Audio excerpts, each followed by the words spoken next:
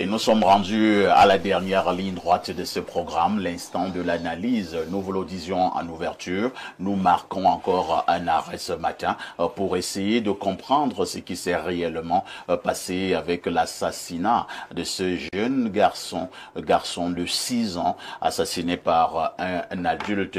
La question de ce matin est celle de savoir quel sort devrait être réservé à l'assassin de Matisse au Cameroun. Je passe d'abord la parole à Jeanne-Rosine Mvanda. Jeanne-Rosine, comme bon nombre de Camerounais, et maintenant, comme nous sommes déjà dans un village planétaire, et maintenant les simples humains, puisque l'affaire est déjà au-delà des frontières, ces êtres humains ont été choqués par l'assassinat de ce garçonnet de 6 ans. Ce matin, nous voulons savoir que faisons-nous de l'assassin?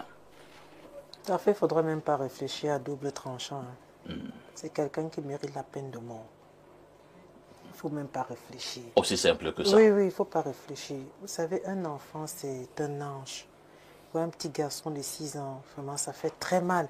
Et la façon dont il décède. Vous voyez, quelqu'un qui s'est dit, en fait, il confie maintenant qu'il n'était pas en état. Il n'était pas normal, il ne sait pas ce qui s'est passé. Vous pensez que... Effectivement, oui. C'est l'information que nous avons. Moi, je pense que c'est... Il a réagi, le monsieur, en disant qu'il était en état d'ivresse, il ne se rappelle de rien. Parfois, il se rencontre les soulards partout. Vous pensez qu'un soulard peut vous-même... Le soulard lui dit du n'importe quoi. À un moment, il ne reconnaît même plus le chemin qui mène chez lui. Il tombe dans la rigole, il dort. Mais quelqu'un qui dit qu'il était en état d'ivresse, comment est-ce qu'il sait qu'il entre? Parce que moi, j'ai quand même écouté le reportage de cette affaire dans une chaîne concurrente. La maman disait... C'était la maman, parce qu'on cachait le visage de la dame qui disait, le monsieur, lorsqu'il entre dans la maison, il dit, je suis venu vous tuer. Et les aînés sont partis, ils ont fui. Le plus petit voulait fuir, le monsieur l'a arrêté. L'enfant dit, tonton, tu me fais mal.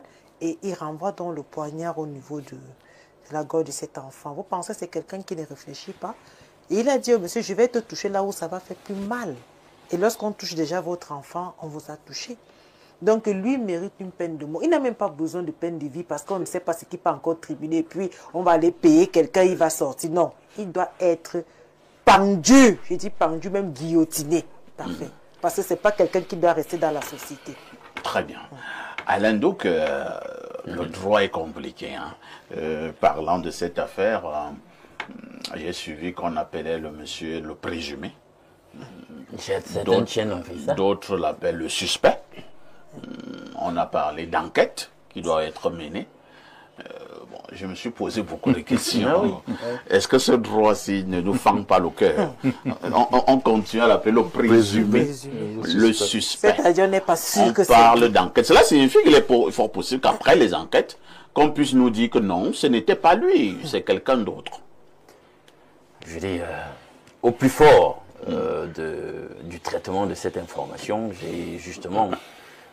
suivi des médias concurrents qui se sont amusés à procéder langagièrement de cette façon. On a parlé du présumé coupable devant l'écran. Présumé comment?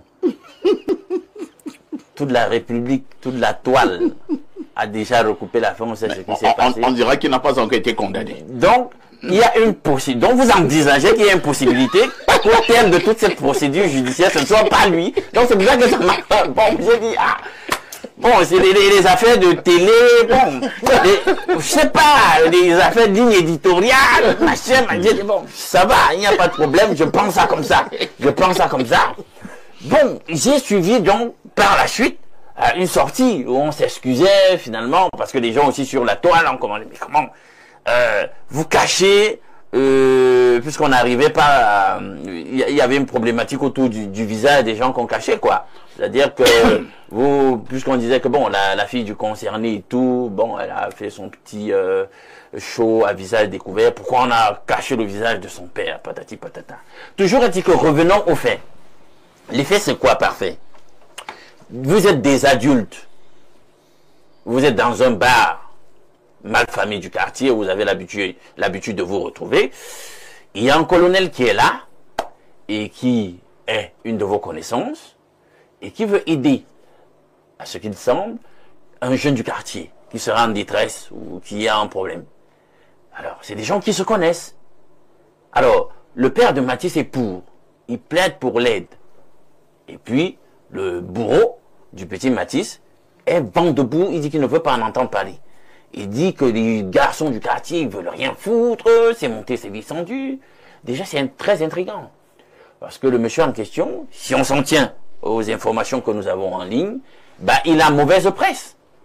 Il a mauvaise presse. C'est pour ça que moi, tout à l'heure, il a un CV il a un CV lourd. C'est-à-dire qu'on dit que c'est un bandit. C'est un bandit. Il est connu à la brique, avec vraiment au passif, des actes du genre celui de 2 semaines avant. Tu vois ce que je veux dire? Puisque 2 semaines avant, il a fait passer quelqu'un de via trépas. Il semble que c'est... qu'on appelait ministre. Voilà. Donc c'est un gros bras là. Voilà, un gros bras qui, semble-t-il, a construit toute sa vie autour de la brutalité. Donc, il est connu. On parle de la brique, on parle d'un Kondongo. Donc ces faits d'armes sont là. Et puis, qu'est-ce qui va contester ça? Des quartiers compliqués. Des quartiers compliqués. Avec non, mais des gens te font le récit. On le connaît. C'est pas qu'on le connaît pas. On le connaît. C'est Monsieur Terreur. Bien. Il y a le long couteau. Vous l'avez vu sur la chaîne concurrente.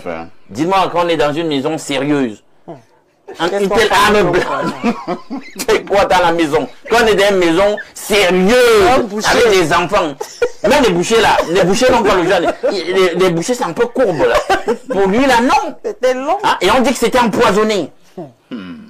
Outre cet aspect, on dit, les langues se délient. On vous dit que le monsieur en question, ben, outre le fait que c'est un grand bandit qu'on connaît, justement, il y a des faits d'armes de banditisme, même dans l'économie familiale, domestique. Ben, il tapait la mère de l'artiste, là, il déchirait les vêtements, il la met toute nue, etc. Donc vous comprenez pourquoi nous on était vent debout sur ce plateau pour dire que non, comment un gars comme ça avait de tels faits d'armes, vous pouvez solidariser avec lui ou dire que c'est votre idole. Non! Hors de question, tu humilies notre mère tout le temps, tu es brutal. Il reste ton idole. Il reste ton idole, comment ça se fait? Il est un mauvais exemple, c'est pas parce que tu m'en fait, mon père, tu fais des bêtises, moi je te supporte pas. Je te dis, tu as beau être mon père, d'accord, et d'ailleurs, personne ne choisit ses parents, là, on accorde ça à tout le monde, n'est-ce pas? On peut avoir le pire des parents, c'est pas pour autant que je vais solidariser avec toi, même quand tu fais des pires bêtises, ou tu es un sorcier, ce genre de choses, je te cautionne, parce que tu es mon père. Donc, le fait d'être mon père, sur le plan biologique, te donne tous les passe-droits, non! C'est de ça qu'il s'agit. Alors, il va donc quitter le bar, et il va aller chercher son long couteau à la maison empoisonné. Vous vous rendez compte? Là, il n'a pas de démence, hein. Il connaît le couteau, se trouve, il va le chercher. Là, la mémoire ne veut pas. Le long couteau. Et voilà, il va, il retire le couteau, il arrive. Et comme Blériot disait ici, ben, il ne voulait pas tuer une seule personne à la base. Hein? Et Jeanne vient de leur dire, il dit, je viens vous donner la mort. Alors ceux qui étaient un peu plus vifs ont fui pour aller se réfugier dans la chambre.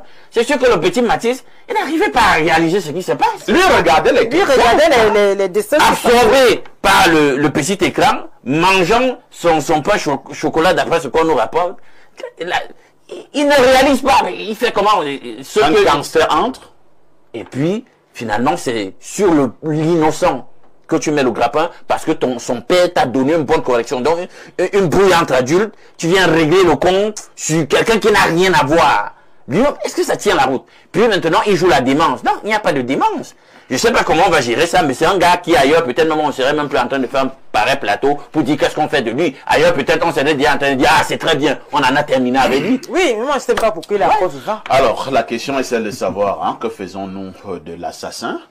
Sur le plan du droit, on sait qu'il peut avoir une prison à vie, prison à perpétuité, mais il y a également la condamnation, la peine de mort, hein, qui, je relève, existe toujours pour le cas du Cameroun. Oui, mais puisqu'il plaide déjà à la démence, je suppose que c'est peut-être son avocat a commencé à lui donner quelques conseils. Les avocats ont souvent ces petites pratiques de contournement. Il a causé avec son client. Il lui a dit que quand on va te poser la question, dis que tu ne te souviens de rien et que tu es fou. Voilà. Et parfois tu vois donc que le droit n'a rien à voir avec la justice. Hein? Il y a un niveau où le droit n'a rien à voir avec la justice. Il faut faire la part des choses. Donc voilà comment ce gars peut sortir des mailles finalement de la rétribution qu'il mérite avec un 5 ans ou je sais pas moi quoi fondé sur le fait que là maintenant il est en train de plaider la démence et qu'on va dire que puisqu'il n'était pas en possession de toutes ses facultés au moment au moment où il a commis l'acte, peut-être qu'on devrait avoir quelques circonstances atténuantes. Et puis dans un contexte où la corruption est ce qu'elle est dans le pays, Docteur Clément Oleme, affaire Matisse, que faisons-nous, disons, du présumé assassin, pour parler comme les autres? Bon, mais nous ne pouvons rien faire. Ce que nous pouvions faire, c'était au moment, n'est-ce pas, de l'assassinat. Nous, pas nous qui sommes ici, mais ceux qui nous représentaient, qui étaient là-bas, oui, qui sont accourus. Dit-on, parce qu'il semble qu'il a failli avoir une justice populaire. C'est là qu'il pouvait avoir, n'est-ce pas, une correction quelconque, peut-être fatale. Oui. Et ça se serait arrêté. Maintenant, ce que nous pouvons faire attendre, ce que nous pouvons attendre, c'est ce pas, n'est-ce pas, laisser la justice, que la justice fasse son travail. C'est tout. Et ce n'est que tout. Et la justice, n'est-ce pas, nous avons une justice au Cameroun. Et laissons les faits de corruption et autres. Tout magistrat a un enfant. Oui, tout magistrat a une famille. Donc, si présente des effets de démence, il faudrait qu'il présente également un dossier médical auparavant. Donc, c'est tout un... Mais ça, l'argent achète tout. On peut trouver un médecin au Cameroun. Bien sûr. Que ce monsieur est fou. Non, c'est pas non, l'argent achète tout. Je peux vous le garantir. C'est pas possible. Comment ça? C'est pas possible. Vous parlez déjà de beaucoup de faits là et que c'est un monsieur qui est connu. Multirécidiviste. Voilà, récidiviste. Donc, pourquoi on sortirait déjà, n'est-ce pas, ce dossier médical depuis des temps. Mais sauf que le cas de Matisse, il y a une justice dans toute chose. Hein. Ça veut dire, vous pouvez être quelqu'un qui est un assassin ou bien un sorcier même, par exemple. Prenons le cas des sorciers qui opèrent, n'est-ce pas, dans l'ombre. Oui. Est-ce que ce monsieur n'est pas pire que les sorciers qui opèrent dans l'ombre? Il est pire que les sorciers qui opèrent dans l'ombre. Mais sauf que le sorcier qui opère dans l'ombre, n'est-ce pas, on s'imagine, on ne sait pas si c'est lui. On accuse les autres personnes. Et un jour, donc, il commet un acte. Et Dieu dit non, ici, là, tu vas... Oui, je t'expose. Dieu te confond. Il a longtemps travaillé dans l'ombre. Oui, il a longtemps dans l'ombre. Donc, Dieu agit. Dieu a décidé de l'exposer. Oui. Dans le cas de Matisse, prenons ça comme un cas divin. Donc, Dieu a dit non, aujourd'hui, là, tu vas payer. Oui.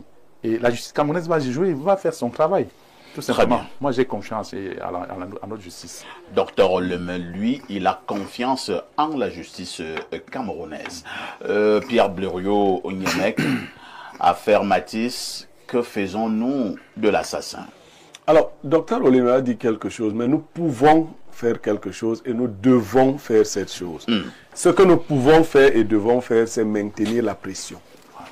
Il faut que nous évitions de tomber dans l'oubli. Parfait, ici, il y a un certain nombre de phénomènes qui se produisent au Cameroun depuis un certain temps. Quand ce n'est pas les gens eux-mêmes, c'est leurs apparentés qui commettent des actes graves et qui passent sous silence. Après, on revoit des carrières montées et autres. On n'a pas oublié que des gens ont quelquefois des accointances avec des ordres mystiques, des choses bizarres. Et comme ils enveloppent la toile avec tout ceci, d'ailleurs j'ai même entendu, je n'ai pas encore vérifié, qu'un ministre aurait dit qu'on ne dise plus que c'est le père de l'idole, qu'on dise que c'est le monsieur là. Est-ce que ce n'est pas le père de l'idole? Est-ce que l'idole c'est son nom? Si son ministre a dit ça, c'est son problème. Allez voir la solidarité. C'est son problème là-bas. Expliquez cette solidarité. Qu'est-ce qu'un ministre gagne en allant soutenir? Mais un ministre peut aussi être dans les trucs où il doit défendre les artistes bizarres et tout. C'est-à-dire... Donc, les artistes bizarres peuvent se retrouver également avec certains ministres. Oui, donc il nous dit maintenant, c'est le père de l'idole. Le type là est le père de quelqu'un de très connu qui s'appelle l'idole. Qui a un concert programmé ces jours-ci et qui a reporté de quelques jours. Je trouve que c'est de la comédie. À quel niveau? On vous dit qu'il y a une ignominie qui s'est produite. Pourquoi on veut banaliser cette affaire?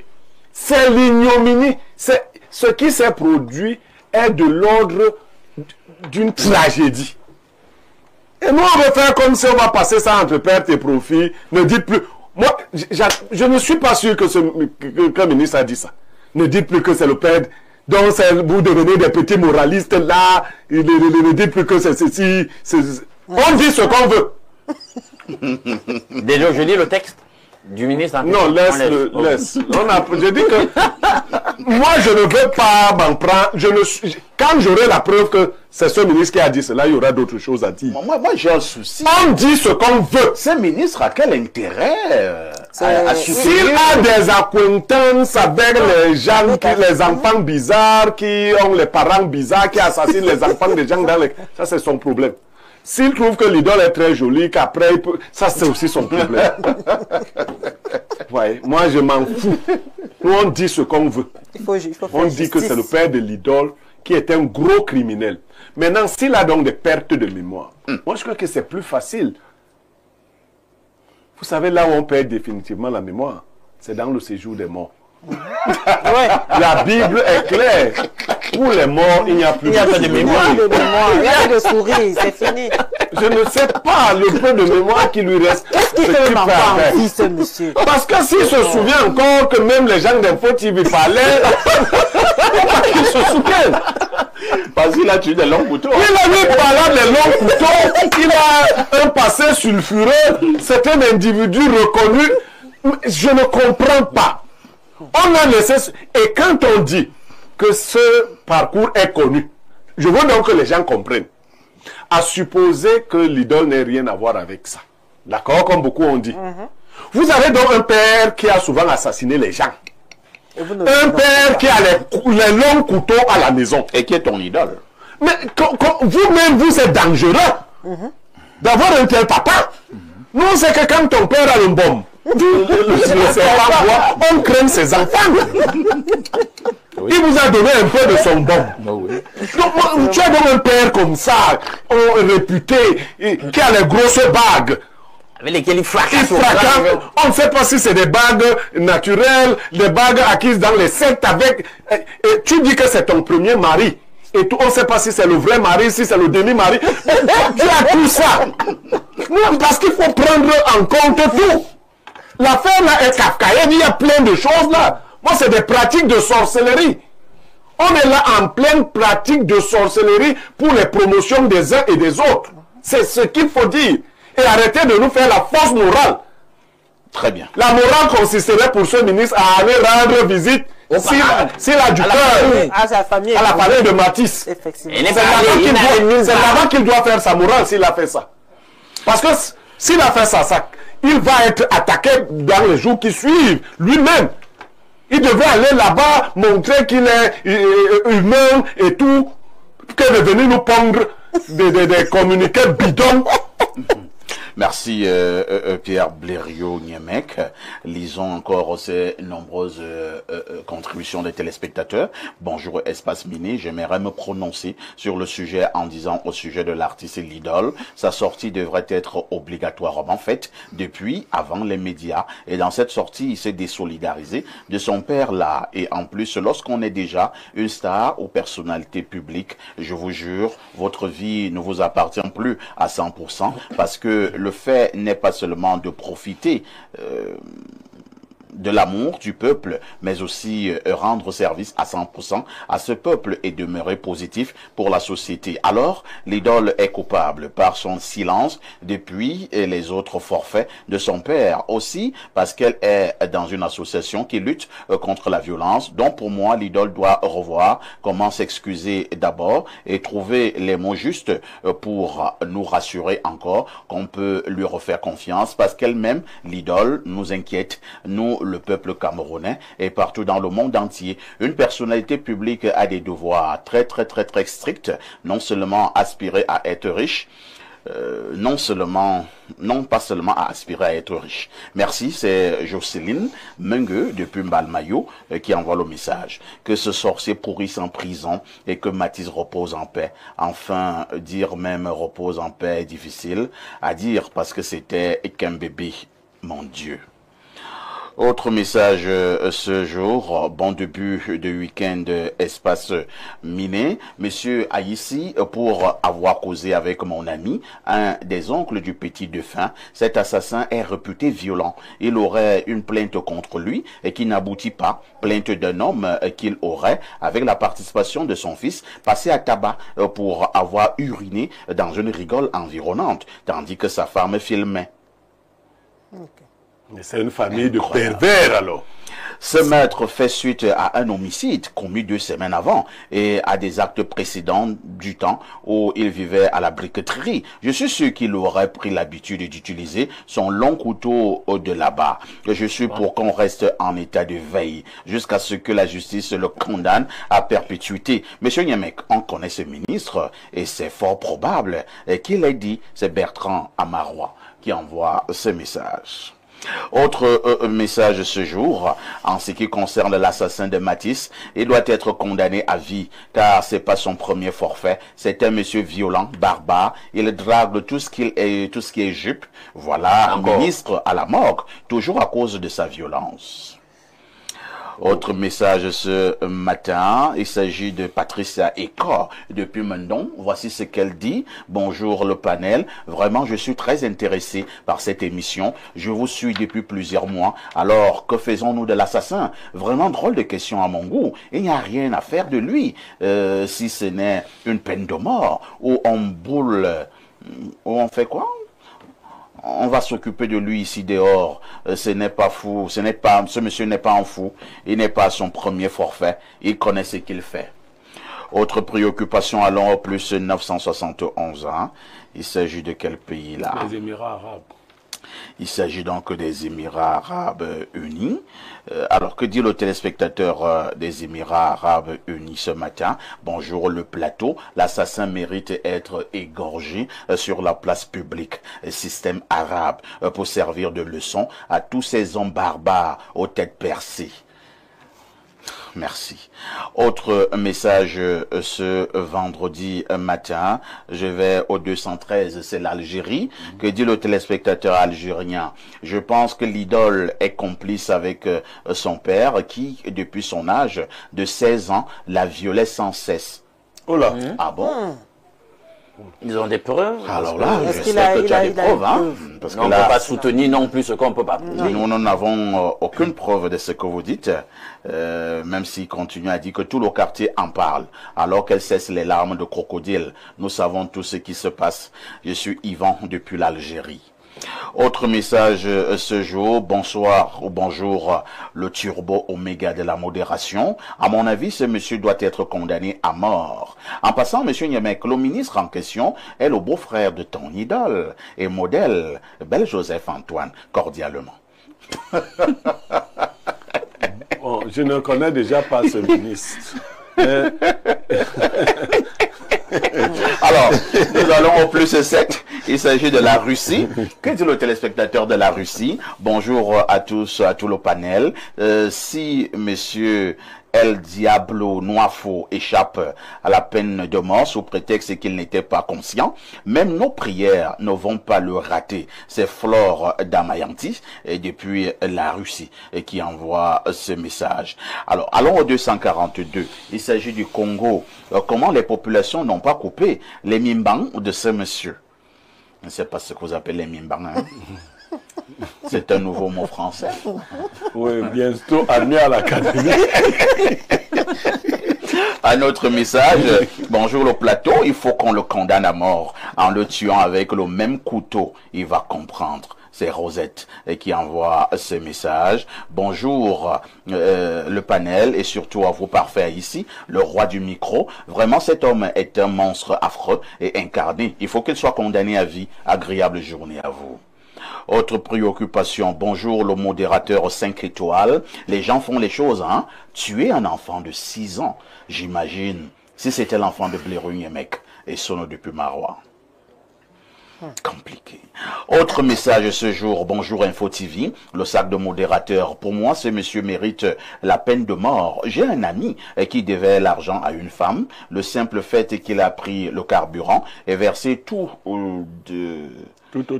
tout de sa maison. Peut-être vous l'avez dit tout autour de sa maison. La population est sortie. Ce monsieur a eu 10 ans de prison ferme. Merci. C'est Georges Essoulé depuis Douala. Bonjour le plateau. L'assassin du petit Matisse doit être guillotiné. Ardent depuis Garoua qui envoie ce message. Ah, que Jeanne Vondor. Est-ce qu'on ne devrait pas, après condamnation, amener ce monsieur, par exemple, à la poste centrale un dimanche, à la sortie de l'église, hein, de la messe à la cathédrale, vers 12 heures. On invite toutes les chaînes de télévision nationales et internationales et on le passe aux armes. Cela pourrait servir de leçon à d'autres noirs faux cachés dans nos quartiers, dans nos villages. Ça, je pense que c'est ton avis. Hein. Moi, je ne sais pas pourquoi il a encore envie, ce monsieur. Pour moi, il ne vit plus. Avez-vous l'impression qu'il est protégé? Mais il est protégé. Ah bon? Parce que nous parlons d'un cas qu'il a eu à commettre, un acte qu'il a eu à commettre 2 semaines avant. Il n'a pas été interpellé. Il n'a pas été interpellé. Parfois, ici, c'est une affaire qui a fait vent. Mais il y a une autre affaire d'une petite fille, d'une déplacée interne, qui a été violée par un haut cadre de ces pays. Mais on n'a rien fait à ce monsieur. Cette petite fille est morte comme ça. On n'a pas en parlé. Les gens ont juste fait, des activistes d'expression anglaise ont juste parlé de ce problème. Mais on n'a pas pris ça au sérieux. Donc ce monsieur, il est protégé. Il est protégé. Bon, selon le ministre qui dit on ne doit pas parler d'idole, je ne sais pas si c'est son beau-fils. Peut-être ce ministre est le beau-fils du présumé assassin, comme on le dit. Donc, ce dont on donne la justice... Quand on dit présumé là, c'est comme si... On peut nous dire un jour là que ce n'était pas lui. Hein. Évidemment, c'est le langage juridique. Ça, je sais bien que c'est le langage juridique, non, mais ça fait mal. Ce n'est pas encore entièrement toi. On te dit, encore. On sous-entend. De toutes les façons, maintenons la pression. Et tout présumé est supposé. Les gens nous disent là qu'on a Ce que je vais vous dire,